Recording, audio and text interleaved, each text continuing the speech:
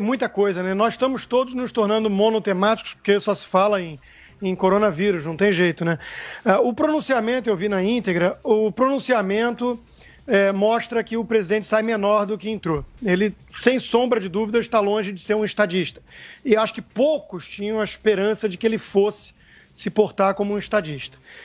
Dito isso, tinham 9 pessoas ao seu lado, a equipe ministerial dele, em boa parte, e comentário feito por até uma detratora do presidente, diria uma inimiga declarada hoje em dia, a nossa ex-colega de bancada Vera Magalhães, quando a coisa aperta, ele não leva os ideológicos, ele leva a equipe técnica, ou seja, é gente técnica pra caramba.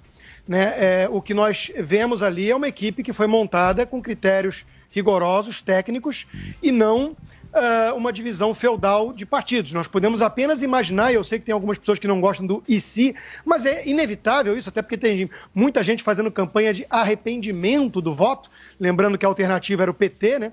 E se fosse o PT no poder? Podemos ter calafrios, imaginar o que seria Lula, Dilma, Humberto Costa, Zé Dirceu e companhia sentados naquela mesa. Ou se fosse mesmo o centrão fisiológico, Rodrigo Maia, Alcolumbre, Sarney, Renan Calheiros e companhia. Por alguma razão que me escapa, tem muita gente, muito liberal, entre aspas, e muito jornalista, que acha que o combate ao vírus chinês estaria sendo feito de maneira muito mais séria e profissional se fosse essa turma no comando.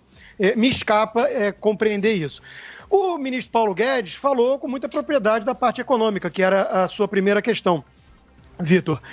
E foi muito na linha de um texto que eu, por acaso, publiquei hoje na Gazeta do Povo, chamando a atenção justamente para a necessidade de busca de um equilíbrio. É hora de tirar as crianças e os oportunistas da sala e deixar os adultos debaterem, porque estamos diante de um dilema muito profundo. Não tem solução fácil, não tem bala de prata, não adianta olhar para o Estado como salvador da pátria nessa hora. Nós estamos falando aqui de paralisar a economia, não é por 2 semanas. Na Europa já estão há mais de 1 mês e a tendência é esticar. Na China chegou a 2 meses. Porque enquanto não tiver vacina, vão ficar postergando esses confinamentos compulsórios. O isolamento, né, o distanciamento social cada vez mais radical, ele veio para ficar.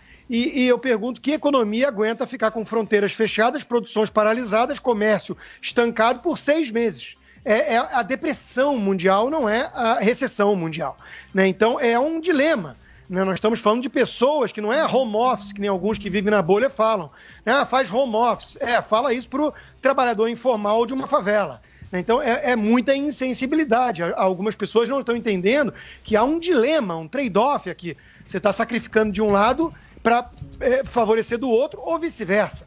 Né? Então, o que está me incomodando nisso tudo, Vitor, eu confesso, é o oportunismo. É o oportunismo de gente, e está acontecendo aqui nos Estados Unidos, gente que está tirando casquinha disso para falar que a crise é do Trump, a crise é do Bolsonaro. Tem gente celebrando queda de ações. Todo mundo perde, né? Teve um que falou hoje, a bolsa de Trump voltou ao nível anterior à sua gestão, começo da sua gestão. Não é do Trump, é de milhões e milhões de americanos e cidadãos do mundo todo. São investimentos que estão sendo pulverizados ali, virando pó, né? Porque tem um vírus que veio da China, e aí eu discordo da Thaís, é fundamental falar da origem para não se repetir, porque já é repeteco esse, que veio de Wuhan, provavelmente por hábitos alimentares muito exóticos, para dizer o mínimo, e aí vem uma coisa muito grave, a ditadura chinesa mascarando, escondendo dados. Isso é muito grave.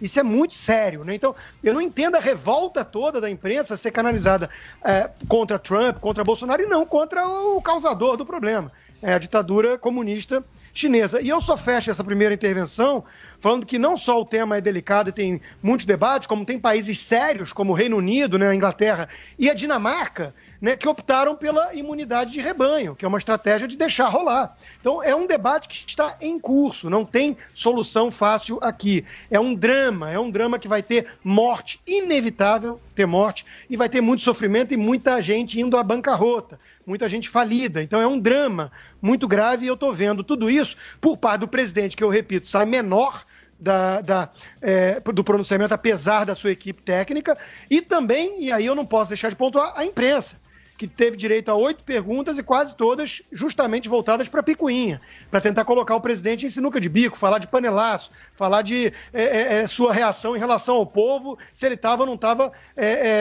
com a doença e tinha que ficar afastado do povo. Quer dizer, não estão preocupados em falar da doença, de como lidar com isso, do que pode ser feito de fato. Então, mostra uma imprensa mesquinha, medíocre e que torce contra. E que parece muitas vezes militante e até mesmo, por que não dizer, golpista.